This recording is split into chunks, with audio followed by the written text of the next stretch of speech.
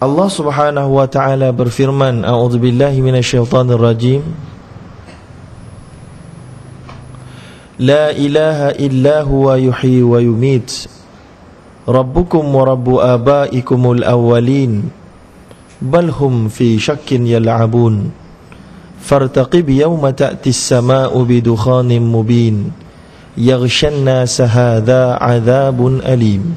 Sadaqallahul azim. Saya suka untuk merujuk balik kepada beberapa isu semasa yang baru-baru sahaja berlaku, yang mana baru-baru ni kita sama-sama merasai jerebu, kan?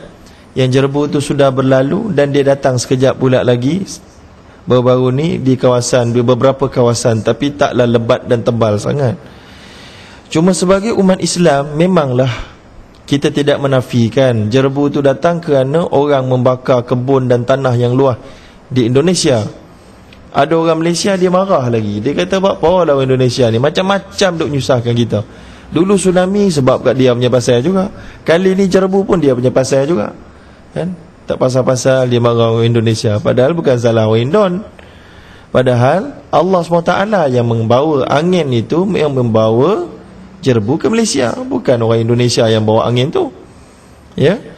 Itu yang pertama. Yang keduanya, menunjukkan betapa manusia hari ini telah berjaya ditipu oleh Yahudi dan perancangan mereka.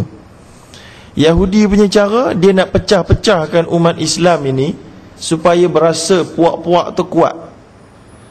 Ya. Itulah dia yang telah terjadi. Bila mana Iraq diserang dan dihancurkan dan dianiaya oleh Amerika, orang di Islam di negara lain tak berapa terasa. Sebab saya tak berada dalam pentadbiran Iraq. Saya okey, negara saya merdeka, biasa, boleh pergi makan macam biasa, boleh gelak ketawa macam biasa. Dia tak ada terasa dah.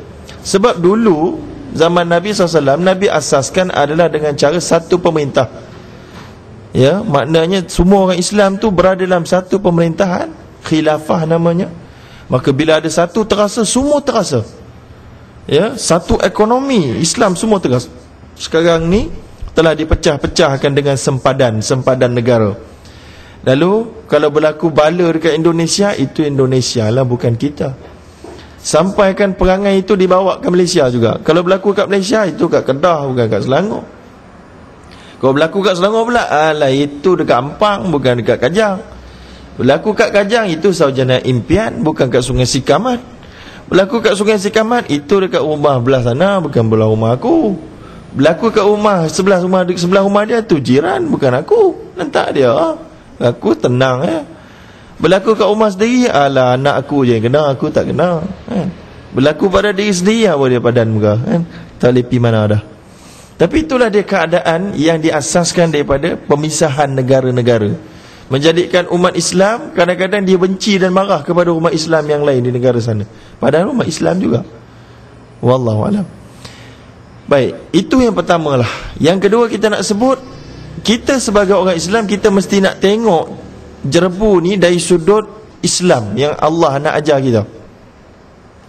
Maka Allah sebut secara jelas tentang jerebu ini. Allah kata dalam surah Al-Quran yang bernama surah Ad-Dukhan, surah jerebu, yang mana Allah sebut dalam itu, La ilaha illallah, la ilaha illa huwa yuhyi wa yumit. Tiada Tuhan yang sebenarnya melainkan Allah, dialah yang menghidup dan yang mematikan. Rabbukum wa rabbu abaikumul awalin, dialah yang menjadi Tuhan kamu dan Tuhan kepada bapa-bapa kamu sebelum ini. Allah kata lagi lepas tu, balhum fi syakkin yal'abun, tetapi ramai di antara manusia yang ragu-ragu dalam iman dan kepercayaan mereka kepada apa yang disebutkan tadi, la ilaha illahu tadi tu. Maka akhirnya balhum fi syakkin yal'abun, maka akhirnya Allah beri amaran, kalau banyak manusia ini iman dan keyakinan dan akidah dia bermasalah, fartaqib yauma ta'tis sama'u bidukhanin mubin, ketika itu tunggulah kami bawakan langit yang bersama-samanya adalah jerebu. Yaghshan nasa hadza adzabun alim, yang mana jerebu itu akan meliputi manusia dan menyebabkan manusia terazab dengan azab yang pedih. Baik, saya berhenti kat situ. Surah Ad-Dukhan tadi ni tuan-tuan membawa jawapan kepada kita. Dari sudut akidah, kita nak asaskan diri kita tuan-tuan, melihat sesuatu, cari jawapan dalam Al-Quran dan Sunnah, baru selamat. Kalau tak, susah. Macam-macam pandangan, macam-macam cerita. So kita nak cari pemutus. Allah ajar kita, fa in tanaza'tum fi syai'in farudduhu ila Allahi war Rasul.